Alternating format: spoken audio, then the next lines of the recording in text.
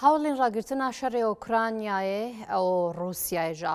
United States has launched an effort to stop the war between Ukraine and Russia, with a meeting held in Riyadh attended by delegations from both countries. However, Ukrainian President Zelensky has stated that he did not participate in the talks and will not accept any decision made. Meanwhile, the European Union has raised concerns about Donald Trump's efforts to improve relations with Russia and their exclusion from peace talks aimed at halting the war. Several European countries, especially in Paris, have questioned why they were left out of the peace discussions. Dr. Ariel Cohen, political analyst from Washington, is with us to discuss these issues. Thank you for joining us. Dr. Cohen, I want to know, given that Ukraine is a party to the war, how do you expect U.S. efforts with Russia to succeed when Ukraine was not involved in the Riyadh talks? Okay, so let's be precise, please. The dialogue did not start yet. There's no date of the meeting in Saudi Arabia, and it's not clear whether Ukrainians participate or not. The Kremlin confirmed that a meeting will take place in Riyadh, where U.S. Secretary of State and a U.S. delegation will meet the Russian representative. Are you aware of this meeting? The Ukrainian president said that his country will not be invited, and he will not accept the outcome if Kiev does not take part on Tuesday. Yeah. So tomorrow is the meeting. As we know, European countries held a meeting in Paris, and many are concerned that they have been excluded from talks between the US and Russia. Why have European countries been left out? And doesn't the US see it as important for them to be involved in the negotiations? So far, the position of the United States is that Europeans are not invited. Europe had its own meeting in Paris, in which the senior representatives of Europe said that they want peace through strength. Peace through strength, it's a language used by President Ronald Reagan and now is used by President Trump. But unfortunately, Europe doesn't have strength. Europe has a GDP that is 10 times bigger than Russia, but it cannot deploy either conventional military or nuclear forces to deter Russia and to get Russia out of Ukraine. Unfortunately, Ukraine was not invited to Riyadh also, and the president of Ukraine, Mr. Zelensky, said that Ukraine will not accept the results of these negotiations. So at this point, it's early in the process. It is not clear to me what kind of outcome this is going to be, and if so, whether Ukraine and Europe are going to accept the outcome that is decided without their participation. One of the key topics being discussed is the normalization of Russian-American relations. What do you expect that relationship to look like in the future? I think that the US should not normalize its relations with Russia until such time as it's clear what is the outcome of the Russian-Ukrainian ceasefire is going to be. Russia wants normalization with the US. US doesn't need normalization with Russia. So normalization is something US can give to Russia in exchange for acceptance of a ceasefire that satisfies Ukraine. What kind of ceasefire, what kind of boundaries and ceasefire lines on the ground are going to be, it's too early to say.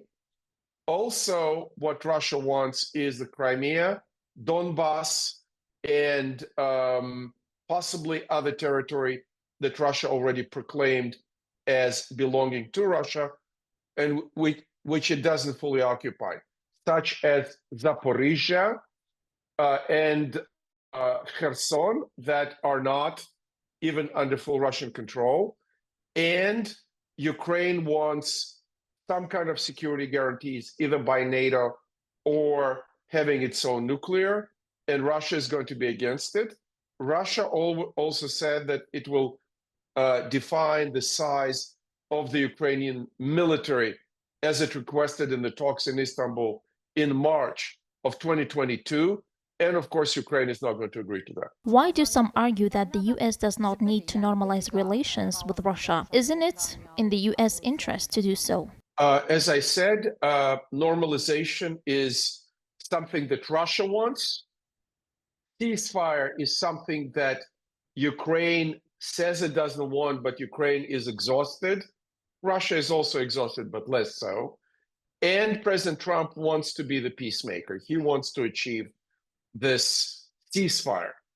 However, without the condition of ceasefire, there should be no normalization.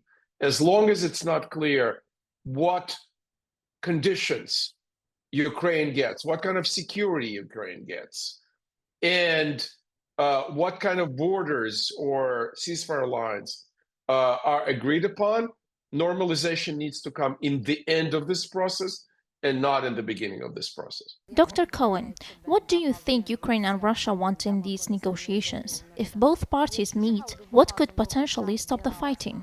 The sides are very far apart. It's early stages of negotiations.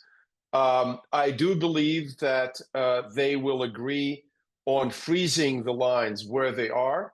Russia, of course, will demand that Ukraine pulls out all its troops from the territory of the Russian Federation in the Kursk Oblast, in the Kursk region, where Ukraine came in last July and occupied about 10,000 square kilometers. Now it's much less. It's a smaller portion of the Russian territory.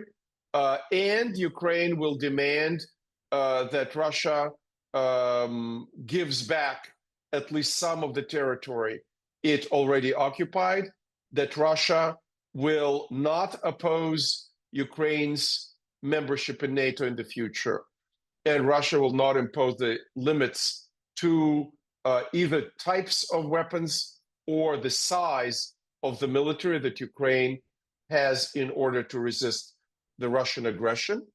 And Russia will, of course, demand the minimal size of the Ukraine military, no European security guarantees, and no nuclear weapons developed by Ukraine, which, of course, Ukraine could have developed its nuclear weapons at least since 2014, for 11 years, that since Russia started the war in 2014. While the Russian and US foreign ministers were in Riyadh, Zelensky visited Turkey. Do you expect Turkey to play a role in halting the war, especially after efforts to facilitate wheat exports? Turkey is playing a very complicated game. It gave the Bayraktar drones to Ukraine. It did not allow Russian fleet to go through the Bosphorus into the Black Sea. So Russia lost about a third of its Black Sea fleet, considerable amount, including the flagship, the Moskva, that was sunk by Ukrainians. And Russia evacuated the naval base in Sevastopol, the big naval base that Russia established in the end of the 18th century in the Crimea. So Turkey did not allow that Russian Navy to rebuild. Turkey also supported the Syrian rebels that kicked the Assad regime out of Damascus. And Turkey is now the dominant country. Turkey is fighting the Kurdish freedom fighters in the north of Syria, and Russia is not doing anything. Turkey also supported Azerbaijan against Armenia, that used to be a Russian protege member of the Collective Security Treaty Organization, CSTO. So Russia is losing in the Caucasus, in Syria, in the Black Sea, and Turkey is getting stronger. Having said that, I don't think Turkey is going to play as active a role as the United States. This is President Trump's game. Either he wins or he loses. I think Mr. Erdogan is going to sit back and wait for the outcome. He told Zelensky that the EU's defense system is very weak and that Europe must try to strengthen it.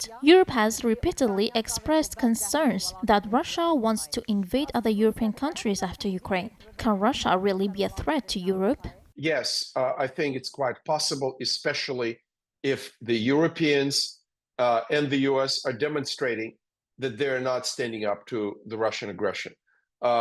The Baltic states and Moldova are the targets of potential Russian aggression. President Zelensky said in 2026. Of course, nobody knows the future. But if Europe and the United States are not together, they're not standing together, they're not supporting Ukraine, they're not providing security guarantees, they're not providing nuclear guarantees, they're not giving enough weapons for Ukraine, that may be an encouragement for Mr. Putin to attack Moldova and the Baltic states.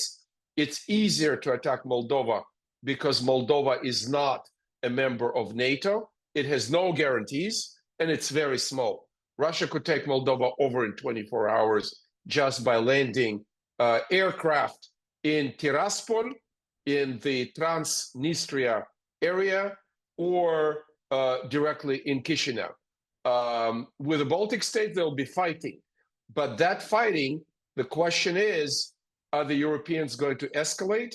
Because it's very dangerous, as both the European countries, UK and France, and the United States as a member of NATO are nuclear powers. So if there's fighting and one of the sides is losing, does that mean the escalation goes to the next stage, which is a nuclear stage?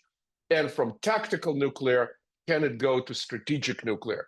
So we are dealing, if we have a direct attack on NATO members, we are dealing with the potential of nuclear escalation, which also may mean, I hope not, I pray it's not going to be so, but it also may mean World War III. During his election campaign, Donald Trump said he could end all the wars in the world. Does the United States have the power to do that? Well, I think that Allah cannot end all the wars. Human beings are very flawed and very weak, and they fight a lot.